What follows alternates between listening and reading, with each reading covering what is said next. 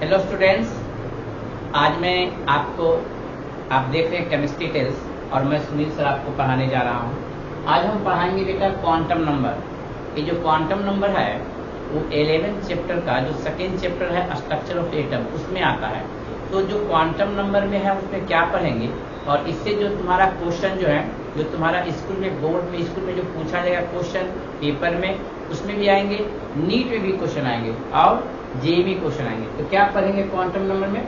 Principal quantum number, उसके बाद एजीमुथर quantum number, उसके बाद मैग्नेटिक क्वांटम नंबर, उसके बाद मैग्नेटिक स्पिन क्वांटम नंबर। आज हम पढ़ेंगे इसके बाद अपोग प्रिंसिपल, कैसे हम इलेक्ट्रॉन का फिलिंग करते हैं और कैसे हम इलेक्ट्रॉन की एनर्जी देखते हैं, ये सारा डिस्कस करेंगे। तो आप निश्चित रूप से आप इसको समझिए और अपने कॉपी में नोट कर सकते हैं। इसको अच्छा से समझ करके उसका क्वेश्चन बना सकते हैं। तो पहला हम पढ़ेंगे प्रिंसिपल क्वांटम नंबर। हम इसको क्वांटम नंबर पढ़ते क्यों हैं? आप जानते हैं कि इलेक्ट्रॉन न्यूक्लियस के चारों ओर घूमते हैं, तो इलेक्ट्रॉन की बहुत सारे प्रॉपर्टीज होते हैं जो मैग्नेटिक वेव शो करता है। ये जो है वेव और पार्टिकल दोनों शो करता है इलेक्ट्रॉन। तो उसी की प्रॉपर्टीज के बारे में जानने के लिए हमने यानी इलेक्ट्रॉन की प्रॉपर्टीज के बारे में जानने के लिए हमने क्वांटम नंबर पढ़ना जरूरी है। देखो बेटा, पहला हमने पढ़े प्रिंसिपल क्वांटम नंबर। तो आपको मैंने पढ़ाया था और आप पढ़े भी होंगे कि जब इलेक्ट्रॉन न्यूक्लियस के चारों ओर घूमता है, जब इलेक्ट्रॉन न्यूक्लियस के चारों ओर घूमता है, जब इलेक्ट्रॉन न्यूक्लियस के चारों ओर घूमता, मान ली पहली ऑर्बिट में घूम रहा, फिर ये दूसरी ऑर्बिट में घूम रहा है, फिर ये तीसरी ऑर्बिट में घूम रहा है। मान लिया ये पहली ऑर्बिट है, ये दूसरी ऑर्बिट, तीसरी, यानी ऑर्बिट बढ़ रहा तो डिस्टेंस भी बढ़ रहा, तो यानी इसकी एनर्जी भी बढ़ रही। आपको बताए थे कि energy directly proportional to the orbit. N की संख्या बढ़ेगी तो एनर्जी बढ़ेगी। यानी प्रिंसिपल क्वांटम नंबर को हम इंडिकेट करते हैं बेटा एन से। एन बताता है नंबर ऑफ ऑर्बिट, यानी ऑर्बिट की संख्या बढ़ेगी तो ऊर्जा बढ़ेगी। कैसे? समझो ध्यान से कि यदि इलेक्ट्रॉन एक छोटा सा फर्स्ट ऑर्बिट में घूमेगा तो उसमें एनर्जी कम होगा और उसमें ज्यादा दूसरी ऑर्बिट में होगा तो ज्यादा एनर्जी होगा। क्यों? क्योंकि मैंने पढ़ा था energy equal to -2.18 10 to the power -18 Z square by n square. यानी एनर्जी जो है एन स्क्वायर का वैल्यू बढ़ेगा तो नेगेटिव में साइन घटेगा, नेगेटिव में वैल्यू घटेगा तो एनर्जी बढ़ेगा। यानी नंबर ऑफ ऑर्बिट बढ़ेगा तो एनर्जी बढ़ेगा। तो प्रिंसिपल क्वांटम नंबर क्या बताता है? It determines the energy of the electron and size of atom. यानी साइज ऑफ एटम भी बताता है और एनर्जी भी बताता है। ये आपने समझ गए principal quantum number. Principal quantum number का जो वैल्यू हो सकता है एन इक्वल टू क्या होगा बेटा? 1 होगा, 2 होगा, 3 होगा, 4 होगा, इस तरह से होगा। या इसको हमने के एल एम एन इस तरह से हम इसको लिख सकते हैं। यानी आपको प्रिंसिपल क्वांटम नंबर जानना है तो उसके नंबर ऑफ ऑर्बिट के बारे में बताना है।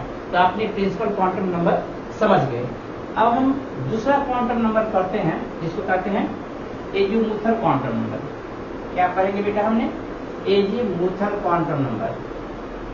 एजीमुथर quantum number, azimuthal quantum number क्या है बेटा? इसको इंडिकेट करते हैं एल से। तो जो एल का वैल्यू होता है एजीमुथर क्वांटम नंबर का वैल्यू तो प्रिंसिपल क्वांटम नंबर पर डिपेंड करता है। तो एल का वैल्यू होता है 0 to n-1 होता है, 0 to n-1 होता है। सपोज मान लिया जाए n इक्वल टू 1 माना जाए तो n इक्वल टू कितना हो जाएगा? 0 to 1-1, यानी 0 to 0 हुआ बेटा, यानी 0 हो गया। यदि ये 0 हो गया तो L 0 होगा तो ये बताता है S सबसेल बताता है। ये क्या बताता है? S सबसेल, ये सबसेल बताया। यानी यदि L इक्वल टू 0 हो तो कितना होगा? N इक्वल टू 0 हो तो N equal to S subshell आएगा। अगर हमने N का वैल्यू चेंज कर दें, सपोज N इक्वल टू हमने ले ले 2 तो N इक्वल टू कितना हुआ? 0 to 2-1, 0 to 2-1, 0 to 2-1, 0 to 1 हो गया, 0 to 1 हो गया। इसका मतलब कितना हुआ? तो क्या हुआ? 0 हुआ, 0 भी हुआ, 1 भी हुआ। तो 0 हो गया S सबसेल के लिए और 1 हो गया P सबसेल। इसको ऐसे भी समझो कि ऑर्बिट की संख्या सेकेंड है यानी ऑर्बिट की संख्या सेकेंड है, यानी फर्स्ट ऑर्बिट है और सेकेंड ऑर्बिट है। देखो सेकेंड ऑर्बिट है, ये फर्स्ट ऑर्बिट सेकेंड ऑर्बिट में इसमें दो सबसेल रहेंगे, एक एस रहेंगे और एक पी रहेंगे। इसका वैल्यू 0 होगा, इसका वैल्यू 1 होगा। किसके लिए? एल के लिए होगा। ये किसके लिए होगा? एल के लिए होगा। यानी एल का वैल्यू एस के लिए 0, एल का वैल्यू पी के लिए 1 होगा। तो आपने अभी समझे एन इक्वल टू हमने 2 लिए, एन इक्वल टू 3 ले लो, तो एल इक्वल टू क्या होगा? 0 to 3 - 1। तो 0 और 2 के बीच में क्या आएगा? 0 आएगा, 1 आएगा और 2 आएगा। यानी 0 आया, 1 आया, 2 आया। 0 होगा एस के लिए, ये होगा पी के लिए, ये होगा डी के लिए। और इस तरह से इसको ऐसे समझना चाहते हो, इस तरह से समझना चाहते कि ऑर्बिट क्या थर्ड ऑर्बिट है, पहला ऑर्बिट, दूसरा ऑर्बिट, तीसरा ऑर्बिट। इसमें 3 सबसेल होंगे, एस, पी और डी होगा। ये थर्ड ऑर्बिट का है, इसका 3s, 3p और 3d होगा। ये बताता है कि 3s, 3p, 3d। यानी n इक्वल टू हमने 0, 1, 2 लिए। कब? जब n इक्वल टू 3 लिए थे। जब अब हम n इक्वल टू 4 लें, आप अपने से बना भी सकते हैं कि n इक्वल टू 4 लें तो क्या लिख सकते हैं।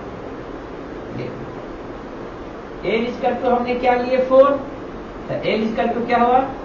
0 to 4 - 1 कितना आ गया? 0, 0 और यहाँ 3 आ गया। 0 और 3 के बीच कितना आया? 0 भी आया, 1 भी आया, 2 भी आया। तो कितना वैल्यू आया? 0, 1, 2, 3, 0, 1, 2, 3, 0 आया, 1 आया, 2 आया, 3 आया। कब? जब n इक्वल टू हमको 4 ले। कौन सा ऑर्बिट हुआ बेटा? Fourth orbit. राहुल समझ रहा ना? ये फोर्थ ऑर्बिट है। तो जब फोर्थ ऑर्बिट है, फोर्थ ऑर्बिट है, पहला ऑर्बिट, पहला ऑर्बिट, दूसरा ऑर्बिट, तीसरा ऑर्बिट और चौथा ऑर्बिट। बताओ राहुल, इसमें कितने सबसेल रहेंगे बेटा? इसमें रहेंगे 4।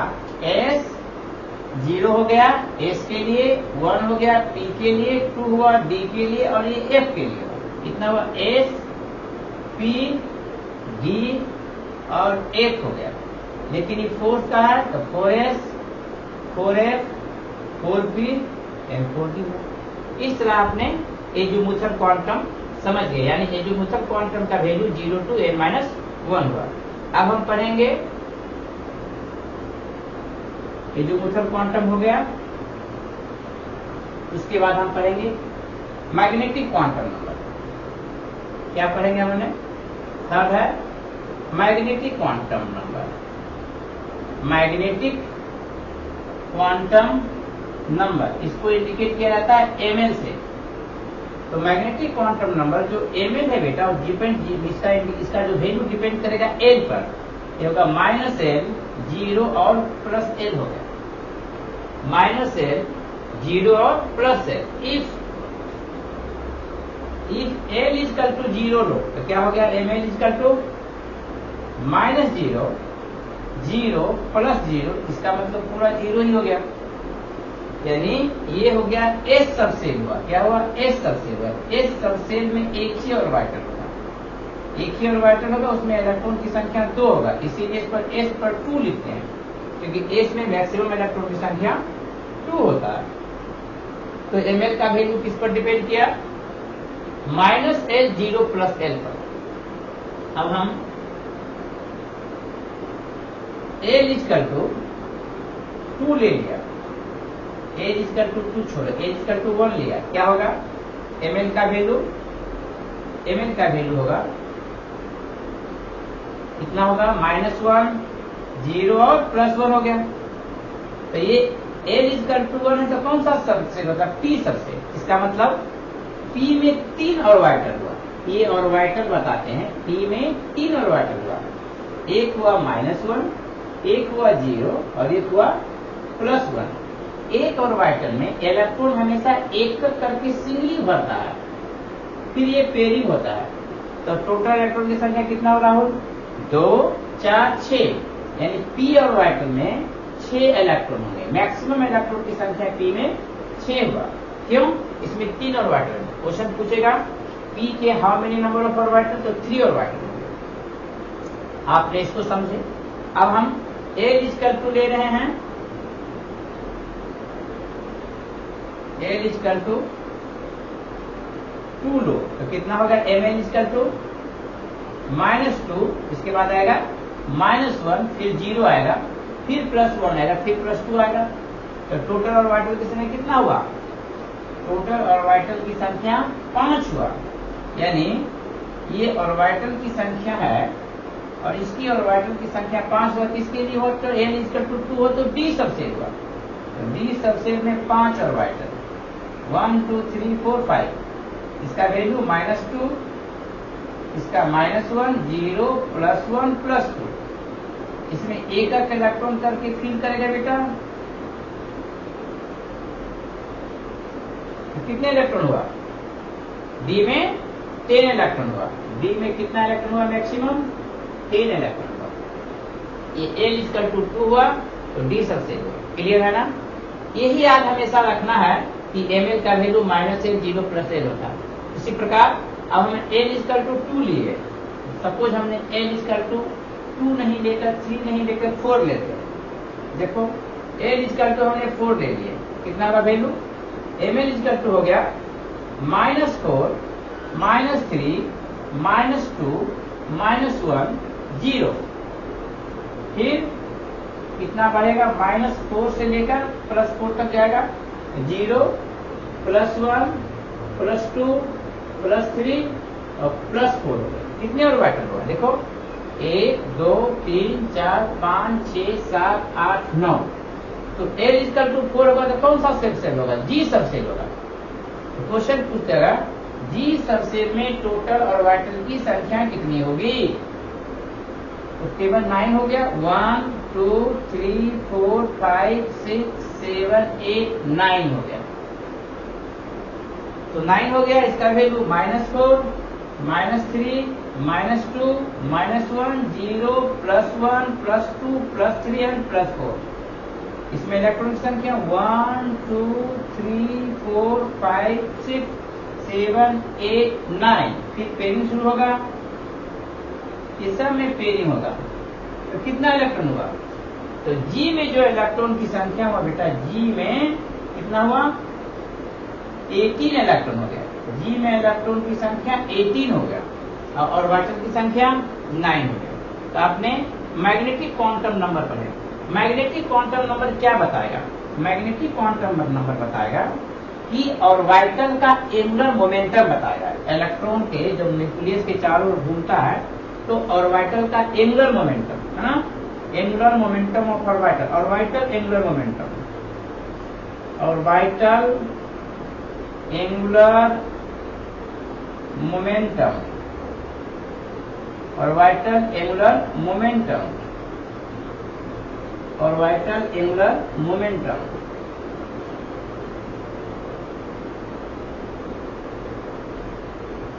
ऑर्बिटल एंगुलर मोमेंटम होगा। क्या इसका वैल्यू होगा?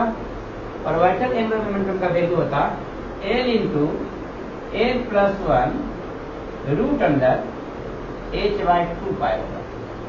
ये हुआ ऑर्बिटल एंगुलर मोमेंटम। उसी प्रकार स्पिन एंगुलर मोमेंटम होगा। स्पिन एंगुलर मोमेंटम होगा बेटा, स्पिन एंगुलर मोमेंटम होता है। Spin angular momentum, spin angular momentum हो गया s into s + 1 root under h/2 pi होगा। उसी प्रकार एक होता है स्पिन एंगुलर मोमेंटम, एक होता है magnetic momentum. Magnetic momentum, magnetic moment होता है, मैग्नेटिक मोमेंट। ये होता है मैग्नेटिक मोमेंट इक्वल टू होता है बेटा, मैग्नेटिक मोमेंट इक्वल टू होता है n into n + 2 root under बस n इंटू n + 2 होता है। ये होता है मैग्नेटिक मोमेंट। ये n जो है नंबर ऑफ अनपेयर्ड इलेक्ट्रॉन है, नंबर ऑफ अनपेयर्ड इलेक्ट्रॉन है, अनपेयर्ड इलेक्ट्रॉन है, अनपेयर्ड इलेक्ट्रॉन। इसका यूनिट होता है बोर मैग्नेट्रॉन। तो इस तरह आपने देखे मैग्नेटिक क्वांटम नंबर। अब हम पढ़ेंगे last spin quantum number. Spin quantum number मैं क्या करूंगा, इसके बाद मैं अगले जो वीडियो बनाऊंगा इससे जो मोस्ट इंपोर्टेंट क्वेश्चन होते हैं उसको हम डिस्कशन करेंगे और आप आसानी से इस चैप्टर का पूरा क्वेश्चन बनाएंगे। अब हम पढ़ रहे हैं स्पिन क्वांटम नंबर। क्या पढ़ रहे हैं? Spin quantum number, spin magnetic quantum number, spin magnetic quantum number, spin magnetic quantum number. आप जानते हैं कि जब इलेक्ट्रॉन घूमता है न्यूक्लियस के चारों ओर तो ये क्लॉकवाइज एंटी क्लॉक में घूमता है, तो इसके लिए स्पिन का वैल्यू होता है प्लस हाफ और इसके लिए इस इलेक्ट्रॉन के लिए स्पिन का वैल्यू होता है माइनस हाफ। तो ये स्पिन क्वांटम नंबर बताता है कि इलेक्ट्रॉन मतलब क्लॉकवाइज में घूम रहा है या एंटी क्लॉकवाइज में घूम रहा है। यदि प्लस हाफ है तो क्लॉकवाइज, यदि माइनस हाफ है तो एंटी क्लॉकवाइज। तो इस तरह से हमने चारों क्वांटम नंबर का डिस्कशन किया। अब हम पढ़ेंगे एनर्जी लेवल अबोव प्रिंसिपल।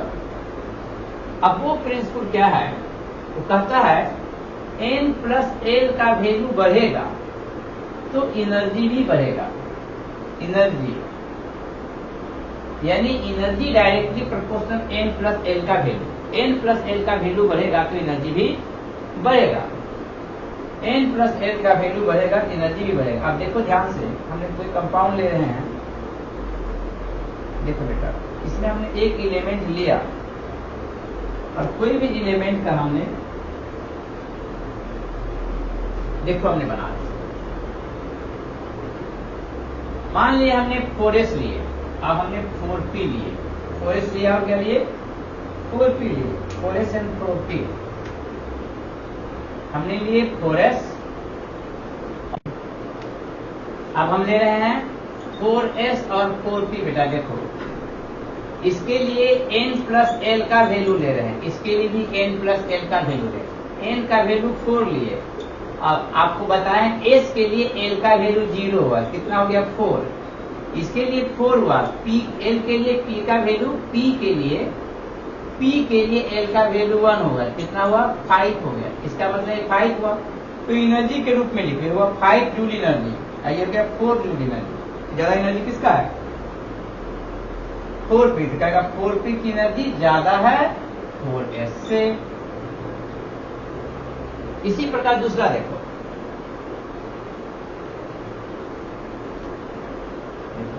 हम ले रहे हैं 3d 3p 3p 4s लिए हमने।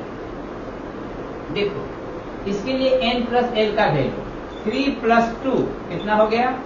5 जूल। 3 प्लस 1 कितना हो गया?